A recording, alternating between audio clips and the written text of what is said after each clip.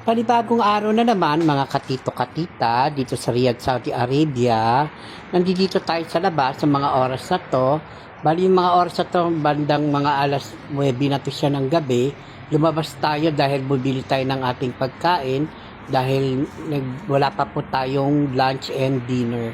Medyo minsan ganyan talaga tayo mga buhay dito sa OFW. Minsan nakakalimutan natin ang kumain ng maayos dahil nga sa ating trabaho at yung oras na natin ng pagising, minsan hindi na rin natin naasikaso agad basa-basa dahil minsan nagmamadali tayo pagkabihis natin o pagkaligo, pagkabihis, sabay trabaho agad.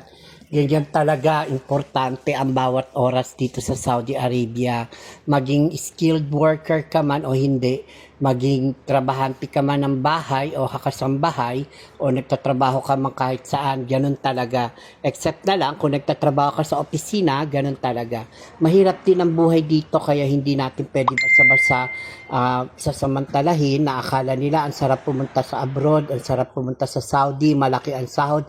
Hindi po yan totoo. Ang sahod ay katamtaman at tama lang. Mahirap hinahanap ang pera dito, hindi po yan pinupulot. Akala nila pag nagtrabaho ka, trabaho lang. Hindi po, magkaiba po ang trabaho natin sa Pilipinas sa trabaho po natin dito sa ibang bansa, lalo na dito sa Middle East o dito sa Saudi Arabia. Kaya sipag at tiyaga ang puhunan mo dito, hindi ka pwede patamad-tamad. Kung tatamad-tamad ka man sa Pilipinas, dito hindi mo yan pwedeng gawin. Talagang magsisikap at magtatrabaho ka dahil bawat tulo ng pawis mo, bawat tagaktak ng pawis mo, katumbas niyan bago ka sumahod. Maraming salamat nga pala sa mga nagla-like and follow and share. God bless you all guys. Maraming salamat sa mga nagbibigyan ng star. Bye!